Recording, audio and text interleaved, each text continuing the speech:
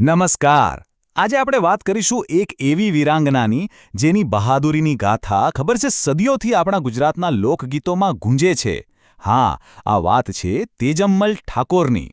અને જુઓ, આ જે સવાલ છે ને, એ જ આપણી આખી વાર્તાનું કેન્દ્ર છે. એક એવી કહાણી જે વર્ષો જૂની માન્યતાઓને સીધો પડકાર ફેંકે છે. તો ચાલો આ શૌર્યગાથાને નજીકથી જાણીએ. ઓકે, તો આપણે તેજમલની આખી સફરને સ્ટેપ બાય સ્ટેપ સમજીશું.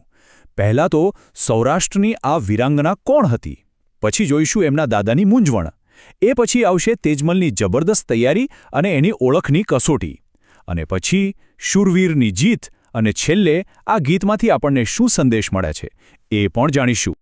તો ચાલો વાતની શરૂઆત કરીએ. સૌરાષ્ટ્રનું એક રજવાડું છે. બધું શાંતિથી ચાલી રહ્યું છે અને અચાનક જ દુશ્મનોની સેના રાજ્ય પર હુમલો કરી દે છે. આખા રાજ્ય પર જાણે સંકટના વાદળો ઘેરાઈ જાય છે. અને ત્યારે જ રાજ્યના રાજા, જેમને લોકો પ્રેમથી દાદા કહે છે, એમના હાથમાં એક કાગળ આવે છે. પણ આ કોઈ સાધારણ કાગળ નથી. ના, આ તો દુશ્મનોનો સંદેશો છે, આક્રમણની ચેતવણી છે. આખા રાજ્યની સુરક્ષા હવે દાવ પર લાગી ગઈ છે. હવે આ સમાચાર સાંભળીને રાજા તો સાવ ભાંગી પડે છે. એમની ચિંતાનું કારણ શું?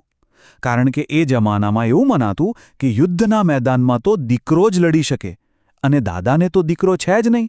તો પછી સેનાને કોણ લીડ કરશે? રાજ્યને કોણ બચાવશે? અને આ પંક્તિમાં દાદાની વેદના જુઓ, કેટલી ઊંડી છે. એમ કહેવાય છે કે 7 દીકરીઓ હોવા છતાં દાદા પોતાને વાંઝિયા માને છે. કેમ? કારણ કે એમને લાગે છે કે યુદ્ધ લડવા માટે એમની પાસે દીકરો નથી. રાજ કોણ બચાવશે એ જ એમની સૌથી મોટી ચિંતા છે.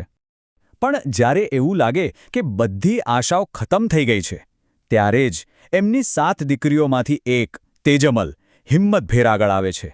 એ નક્કી કરે છે કે હવે પરિસ્થિતિને હું સંભાળીશ. તેજમલ એના દાદા પાસે જાય છે અને કહે છે, દાદા, તમે સહેજ પણ ચિંતા ના કરો. દીકરો નથી તો શું થયું? દીકરી પણ દીકરાની જેમ લડી શકે છે. અને બસ એ જ ક્ષણથી એક સાચી વીરાંગનાનો જન્મ થાય છે. અને પછી જુઓ એની તૈયારી. એ તરત જ એક યોદ્ધાનો વેશ ધારણ કરે છે. હાથમાં તલવાર, ભાલા જેવા હથિયાર લે છે, પુરુષોના વસ્ત્રો પહેરે છે અને માથા પર એકદમ શાનથી પાઘડી બાંધે છે. હવે એ સેનાનું નેતૃત્વ કરવા માટે બિલકુલ તૈયાર છે. પણ ખરી પરીક્ષા તો હવે શરૂ થવાની હતી. જેવી તેજમલ સેનામાં પહોંચે છે, એના સાથી સૈનિકોને એના હાવભાવ અને રીતભાત જોઈને થોડી શંકા જવા લાગે છે. એટલે એ લોકો નક્કી કરે છે કે ચાલો આ નવા યોદ્ધાની પરીક્ષા લઈએ અને જાણીએ કે ખરેખર કોણ છે. તો સૌથી પહેલી કસોટી. સૈનિકોનું ધ્યાન જાય છે એના હાથ પર. એકદમ કોમળ હાથ, અને પછી એના દાંત પર, સાવ મોતી જેવા. એમને તરત જ થાય છે કે અરે, આ તો કોઈ સ્ત્રીના જ લક્ષણો લાગે છે. પણ અહીંયા તેજમલની બુદ્ધિ જુઓ, એ જરા પણ ગભરાતી નથી. એને પૂછવામાં આવે છે, તારા હાથ કેમ કોમળ છે? તો તરત જવાબ આપે છે, અરે, હું નાનો હતો ત્યારે મોસાળમાં બહુ લાડકોડથી ઉછર્યો છું એટલે. અને દાંત વિશે પૂછે છે તો કહે છે, મેં ક્યારે દાંતણ નથી વાપર્યું, એટલે મારા દાંત આવા છે. કેવો ચતુરાઈભર્યો જવાબ, કોઈને શંકા જ ના જાય. પણ સૈનિકો આટલેથી અટકે એવા નહોતા. એમણે હજુ પણ શંકા કરવાનું ચાલુ રાખ્યું. હવે એમનું ધ્યાન ગયું તેજલમલની ચાલ પર. એકદમ નાજુક ચાલ અને એના પાતળા ખભા પર. અને ફરી એકવાર તેજમલ પોતાની હાજર જવાબીથી બધાને શાંત કરી દે છે. જ્યારે એની ચાલ વિશે પૂછાય છે, ત્યારે એ કહે છે, મારા પગ નાના છે એટલે મારા ડગલા ટૂંકા જ હોય ને. અને ખભા વિશે કહે છે, હું હથિયાર હંમેશા સંભાળીને રાખતો એટલે ખભા સાંકડા છે. જુઓ, દરેક શંકાનો કેવો પાક્કો જવાબ. સાથી સૈનિકોને પણ એની વાત માનવી જ પડે છે. બસ ઓળખની આ બધી કસોટીઓમાંથી પાર ઉતરીને તેજમલ હવે એક સાચા સેનાપતિ તરીકે યુદ્ધના મેદાનમાં ઝંપલાવે છે. અને ત્યાંની બહાદુરી જોઈને તો બધા જ આશ્ચર્યચકિત થઈ જાય છે. આ પંક્તિમાં એની વીરતા જુઓ. દુશ્મન સેના પર સૌથી પહેલો વાર કોણ કરે છે? તેજમલ ઠાકોર. અને એનો આ જુસ્સો જોઈને એના સાથી સૈનિકોમાં પણ જાણે નવું જોમ આવી જાય છે. બધા જ બમણા ઉત્સાહથી દુશ્મનો પર તૂટી પડે છે. અને પરિણામ? તેજમલની હિંમત અને એના શાનદાર નેતૃત્વને કારણે રાજ્યનો ભવ્ય વિજય થાય છે.